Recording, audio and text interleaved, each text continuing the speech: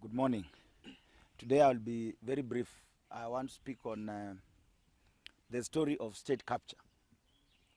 You know, they have been talking about state capture. I had not come face to face with what has been being said as state capture.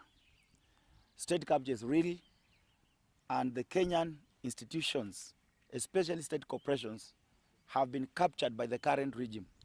They used to say the Uhuru administration has done what they used to call state capture. But the true state capture is being orchestrated by the current government. A case in hand, as I'm speaking here today, Lab Fund does not have the CEO, does not have the chairman. The chairman of the Lab Fund resigned yesterday as the chairman of Lab Fund Board of Trustees. When David Kurunzi left to join National Social Security Fund, as the board, I'm a member of the board. I represent workers on Lab Fund board. I want you to get it very clearly. I'm not on the Lab Fund board courtesy of government. I'm the Lab Fund board courtesy of representing workers and ensuring that the interest of the workers and their money is properly received, invested wisely, and they get their retirement when they retire. What has happened is that when Kurunzi left, we looked at the top management in Lab Fund as a board. We assessed the files that were before us, and we arrived at the conclusion that the best suited person to act as CEO of Lab Fund at this moment, as we wait for recruitment of substantive CEO, was one Galm Jeltesa.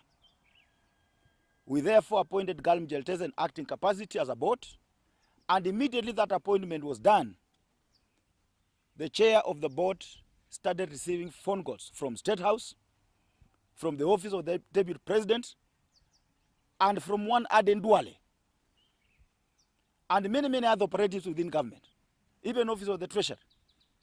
And the direction was, we revoke the appointment of Galma Jeltesa as acting CEO of Lab Fund. And in one of the top, we have three offices in Kenya: the office of the Prime Cabinet Secretary, the office of the Deputy President, and the office of the President himself. In one of those offices, they are asking Galma Jeltesa to give 20 million for him to act as a CEO of Lab Fund. Where can an ordinary public servant like Galma Jeltesa get 20 million? And somebody speaks shamelessly that you cannot be given that office and you are not giving us anything. There is true state capture. I have witnessed it. And as a spokesperson of the workers, I want to ask the president, you are my good friend. The fact that we have differed on how you want to implement the policies that we promised the Kenyan people does not mean you have become my enemy. I want to request you to remove your hand from state corporations. Once the state corporation board has been appointed, leave that state corporation board to function as established and exposed in the State Corporation Act, especially Section 5, Clause 3, which gives the boards of state corporations in Kenya to appoint CEOs of those state corporations, and in fact all other employees. Therefore, the state capture of state corporation is not good for this country. If you ask 20 million from a CEO who is acting only maybe for 6 months, and we can decide to advertise and hire a substantive CEO within 3 months, and maybe the one you took 20 million from is not going to be successful, because when we advertise, that position is open to all qualified Kenyans. It's not a preserve of those who are working in Lab Fund today.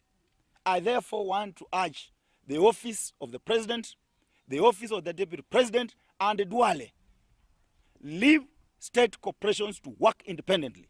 The other day you gave a directive, Your Excellency President, saying that if something happens in state corporation, board of directors, the CEO, and top management will be held personally accountable. How will we be held personally accountable in Lab Fund when the state, the office of the president, deputy president, and Eden Twale want to decide who will be the CEO of Lab Fund? The board must be left to do its work. I want to assure you, those who are telling the president that Panyako is a parabolic, let me tell you, I became parabolic when I differed with you. And those Kenyans who agree with me, you are telling them they are parabolic. Some of you don't even know what it means. I want to assure Your Excellency that you are my friend and you remain my friend. In my resignation message to the forum of NEC, I said clearly that in 2027, I will still consider supporting the president if it will be tenable then. But for now, it is not tenable.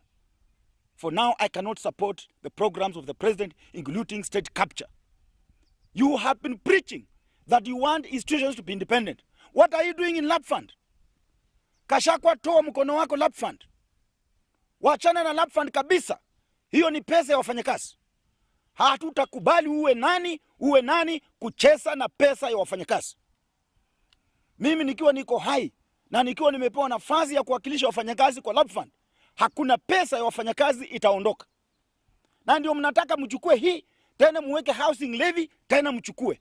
Maana housing levy hatujui kama ni merry go round, hatujui kama ni sako, hatujui kama ni bengi, hatujui kama ni pension scheme. You just want to get workers money. Hata hiyo pesa ikikatwa na employer leo, employer hajui itaenda wapi. We don't know where the money will go. I want to urge my good friend, Your Excellency, William Samoei Ruto, the Deputy President, Honorable Kashakwa, Honorable Duale, leave lap fund board of trustees to operate. Right now, the fund is in limbo. No activities can take place in lap fund because you don't have a chair. Because the chair resigned. He has been embarrassed. The chair cannot write a letter appointing an acting CEO under the concurrent of the board, and then you force that chair to revoke. And you appoint someone for one day, then you say it has left the following day. What kind of a joke is that? I will say without fear of contradiction, I'm not scared. Mtu akufi kutoka asubuhi mpaka jioni. When you fix a bullet in my chest, I'll just die instantly. And I will die a hero. I will not die a coward. Those cowards surrounding the president, cheating him that all is well. Very soon you will see. The government is falling apart. A PS left the other day. Panyako left the other day. Daddy, chair of the board of lap fund, left yesterday. It cannot be good when people have started leaving. You cannot be in government less than a year and guys are going away. Something is wrong, Your Excellency. Those psychophants around you are cheating you. Things are not good. And any man and woman of integrity will soon be leaving your government. Because the current type of manipulation that people around you and your office and the office of Deputy President and Eden Twale, how they are manipulating state corporations in this country is unacceptable. If no one is telling you, Your Excellency, I will tell you. Because I don't fear anybody. I only fear God. Mimi siogopi mwanadamu. Kama una bunduki, una polisi, una army, una hata wakora, tuma hao wanimalize. Lakini as long as I have the mouth and as long as I live, I'll be on the right side of history. Thank you.